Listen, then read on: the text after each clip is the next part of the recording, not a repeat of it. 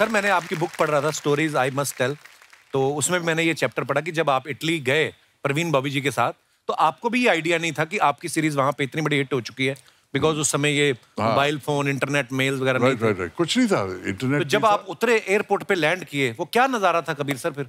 अब जैसे आपने कहा, मुझे पता नहीं था कि सीरीज कैसी चल रही है, तो पहुंचा इटली, तो मैंने एयरप्लेन से उतर रहा था। उन दिनों में सीढ़ियां हुआ करती थी जो एयरपोर्ट प्लेन से टारमैक तक पहुंचती थी, और जैसे मैं उतर रहा था वरीन के साथ, मैंने देखा पता नहीं कुछ 100 पापरात्सी अपनी फ्लैशिंग कैमरास के मेरे सामने खड़े थे, और मैंने सोचा कौन सी सेलिब्रिटी है इस प्लेन पे, पीछे घूर के देखने लगा, और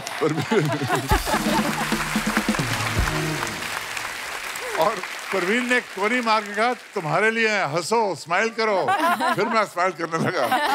क्या बात है, ऐसे भी होता है बहुत। आप उस वक्त के बाद वाकई यूरोप में मुझे बहुत स्टारडम मिली और बहुत मशहूर बन गया मैं यूरोप में। अच्छा, अमेरिकन सीरीज भी आप एक कर रहे थे, वो आपने पहले कर चुके थे इससे पहले, इटालियन सीरीज से पहले?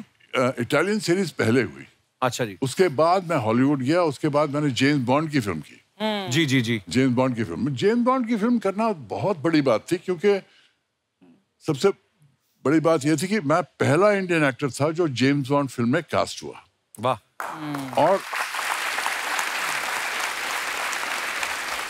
और दूसरी खुशी की बात यह थी कि मुझे एक सरदार का रोल मिला। आपने पगड़ी पहनी हुई? पगड़ी पहना हुआ था। तीसरी खुशी की बात थी कि जब मैं पिक्चर की शूटिंग इंडिया में हुई, लेक पैलेस में शूटिंग हो रही थी, मेरे लेफ्ट पे रॉजर मोर खड़े हैं, मॉड एडम्स हैं, James bond and the leading lady, इस तरफ कभी ब्रोकली और फैमिली, जो मतलब जिन्होंने जेम्स बॉन्ड सीरीज फिल्म की सीरीज शुरू की, और पीछे जॉन ग्लेन डायरेक्टर हैं, आसपास सब लोग खड़े हुए हैं, सब नारे लगा रहे हैं, कबीर बेदी जिंदाबाद जिंदाबाद। मुझे लगा मैं स्वर्ग में पहुंच गया हूँ यार। ये बॉन्ड फिल्म में इंडियन एक्टर यहाँ नारे लग रहे हैं इंडिया में, कितनी खुशी की बात है। एक्चुअली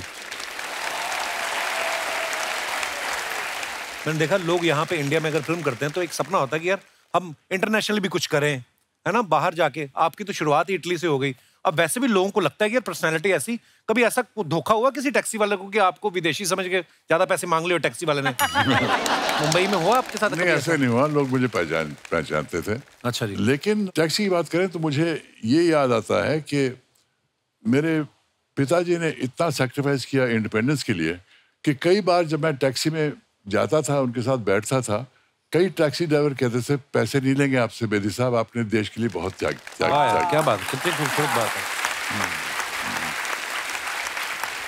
आपको ना लेट नाइट तक आपकी बुक पढ़ रहा था, तो सुबह उठा तो मेरा बेटा है 2 साल का, वो आया, आपकी खूबसूरत इतनी है पिक्चर, लंबे बाल, दाढ़ी रखी, तो त्रिशान आया और उसने आके उनको जय करना शुरू कर दिया।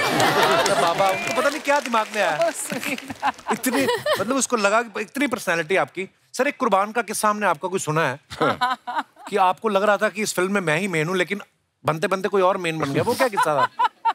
ये प्रोड्यूसर कुर्बान के आए थे और कहने लगे कि इस पिक्चर में 2 लोग हैं, सुनील दत्त हैं और आप हैं। अच्छा। Clash of giants. क्या फैंटास्टिक स्टोरी सुनाई, बहुत अच्छी लगी। लेकिन हमें एक लड़का चाहिए, लड़की चाहिए गाना वाना गाने के लिए। तो मैंने कहा देखिए, मैंने सुना कि सलीम साहब का लड़का सलमान खान बहुत अच्छा काम कर रहा है, अभी पिक्चरों में आया है, उसे ले लीजिए। तो सलमान को साइन कर दिया। अच्छा। और आयशा जुल्का को एक्ट्रेस साइन किया। पिक्चर के बनते बनते सलमान की 4 बड़ी फिल्म्स हिट हो गई। अच्छा जी। हमारी फिल्म में 14 गाने आ गए और हम बैकग्राउंड म्यूजिक बन गए।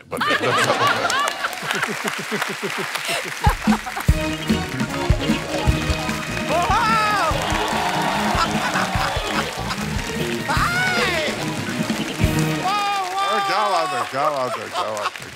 सर, कैसे हैं? अरे वाह वाह। अरे बाप रे, कबीर बेदी जी नमस्ते। नमस्ते पूजा जी, नमस्ते। Alaya, what's up? Hello. Sharma ji, एक मिनट इधर आइए। क्या यार? किस्सा कुर्सी का इनसे पूछिए। पहले तो शर्मा जी, आप ना मिठाई खाइए। किस बात के लिए? भाई मुंबई में मेट्रो शुरू हो गई है। वो तो 2 महीने से चल रही है। हाँ तो मिठाई भी तो 2 महीने से चल रही है। मेरे पास ये लास्ट पीस बचा था, मुझे किसी को चेपना था, मैंने सोचा आप ही को बट मैं आपको एक सच बताऊं पूजा जी, मिठाई में और मेट्रो में एक सिमिलैरिटी है। क्या? जैसे मिठाई में खोया है, हाँ। मेट्रो में भी खोया है। मेट्रो में कहाँ खोया? नहीं, मेट्रो में मेरा पर्स खोया है। अभी 2 दिन पहले मेट्रो में मेरा पर्स खो गया। अच्छा। तो इसलिए कबीर जी आपसे एक रिक्वेस्ट थी, हाँ। आपका जो पर्स है ना, वॉलेट, अगर आप वो मुझे कुछ दिनों के लिए दे दें, मैं आपसे वादा करता हूँ जैसे ही उस वॉलेट में पैसे खत्म हो जाएंगे मैं लौटा दूंगा।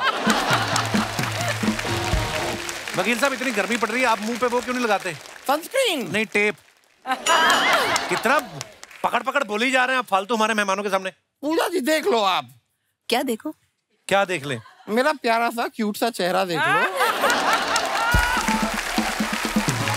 अच्छा यार, बातों में I did not introduce my self. I am Damodar Jethmalani. मैं इंडिया का फर्स्ट ब्लूटूथ लॉयर। मतलब?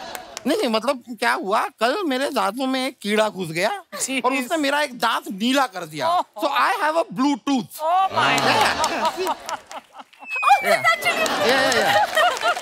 That is a Bluetooth. या मैं आपको सच बता रहा हूँ Kabir ji, I am not joking. एक टाइम था मैं हीरो बनना चाहता था, फिर मैंने बड़े पर्दे पे आपकी फिल्म देखी और उस दिन मैंने डिसाइड किया कि मैं बनूंगा वकील। ये वकील बने थे फिल्म में? नहीं, इनको देख के मुझे पता चला कि हीरो ऐसे होते हैं, ये नहीं हो सकता।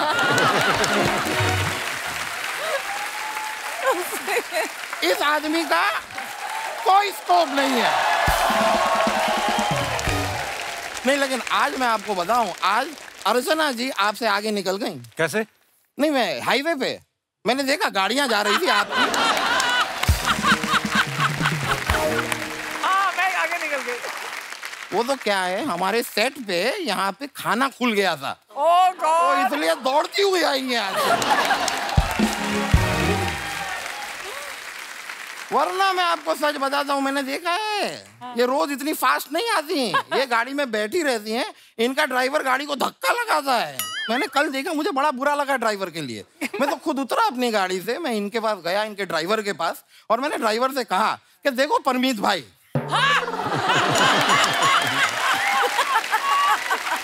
ये नौकरी करना जरूरी नहीं है, आप मुझसे कहो मैं आपको दूसरी नौकरी दिलाता हूं। तो कहने लगे नहीं, मैं ये नौकरी नहीं छोड़ सकता।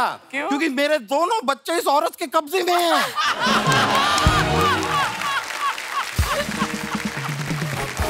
कबीर सर, आपने सुना होगा ना, एक शक्ल के 7 लोग होते हैं दुनिया में, तो ये है एक ही शक्ल के एक साथ 7 लोग। कमाल की बात कही है आपने यार, इस पे तो बनता है क्या? आपका चुप रहना। कबीर जी, आपकी एक फिल्म आई थी, मुझे याद है, फिल्म थी माँ बहन और बीवी। मैं उस फिल्म के डायरेक्टर को बहुत क्रेडिट देना चाहूंगा कि उन्होंने फिल्म के नाम में बीवी रखा, वरना फिल्म की माँ बहन हो जाती।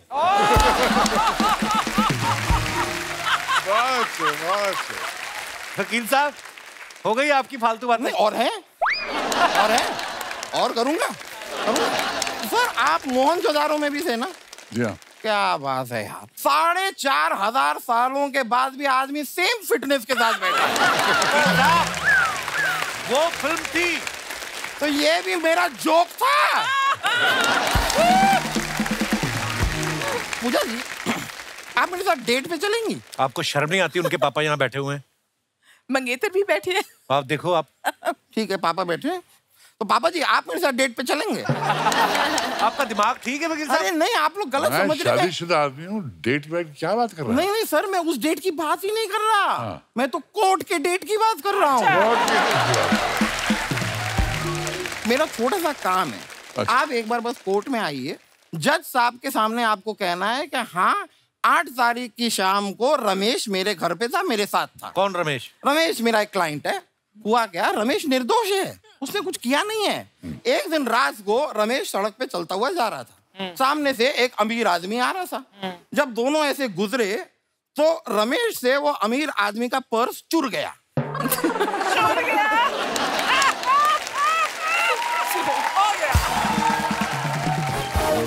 आके गवाही दे देंगे ना तो रमेश बच जाएगा। तो शर्म नहीं आती आपको चोर का साथ देते हुए? नहीं, मुझे नहीं आती।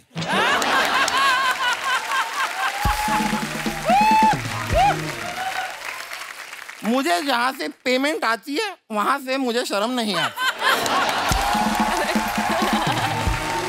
वकील साहब, मैंने आपको कितनी बार बोला है, इतनी धूप पड़ रही है, आप सर पे सनस्क्रीन लगाया करो। नहीं। धूप पड़ रही है तभी आपका दिमाग खराब हो गया है। ऐसा कुछ नहीं है, ऐसा कुछ नहीं है। मैं कोई सीजनल बेवकूफ नहीं हूँ। आप बारिश के मौसम में भी मुझसे मिलिए, मैं सेम बातें करता हूँ। लेकिन अलाया जी, मैंने आपका इंस्टा का ग्राम देखा। आप फिटनेस पे बहुत काम करती हैं। कोशिश करती हूँ। मुझे देख के बड़ा अच्छा लगा। मैं आपको सच बताऊं, मैं भी अगर चाहूं ना, मैं पतला हो सकता हूं। लेकिन वो तो एक आदमी की जान पे आ गई है, इसके लिए मैं पतला नहीं हो रहा। मतलब किसकी? बेसिकली हुआ क्या है, मेरा एक क्लाइंट है, उसको जज साहब ने फांसी की सजा दे दी है। अब जब उससे पूछा गया तुम्हारी आखिरी ख्वाहिश क्या है, तो वो कहता है मैं दामोदर को पतला देखना चाहता हूँ। अब अगर मैं पतला हो गया तो वो बेचारा ये नहीं चाहता मैं। वकील साहब, आप अपने आप यहाँ से जाएंगे कि मैं आपके टकले पे चढ़ के नाचूं अभी यहाँ पे? हैं? इतनी स्पेस तो शायद नहीं होगी, पर एक मिनट, मैं जा रहा हूँ। लेकिन जाने से पहले मैं आप दोनों से एक बात शेयर करना चाहता हूँ। आपने कभी सोचा कि ये हम यहाँ पर बैठ के, यहाँ सोफे पे बैठ के हम बातें कर रहे हैं, लेकिन स्टेज इन लोगों ने इतना आगे तक बना दिया है, बड़ा सा। क्यों? क्योंकि अगर हमारा मन करे कि हम तीनों यहाँ पे एक डांस स्टेप कर लें छोटा सा, तो जगह रहे। Why don't you show us some steps? We'll tell you if we can do it, if we can do it or not. Yeah, please. We will figure it out. चलिए, बहुत बहुत शुक्रिया। Thank you. चलिए, मुलाकात होगी। ये आपकी मिठाई, ये लेके जाइए आप।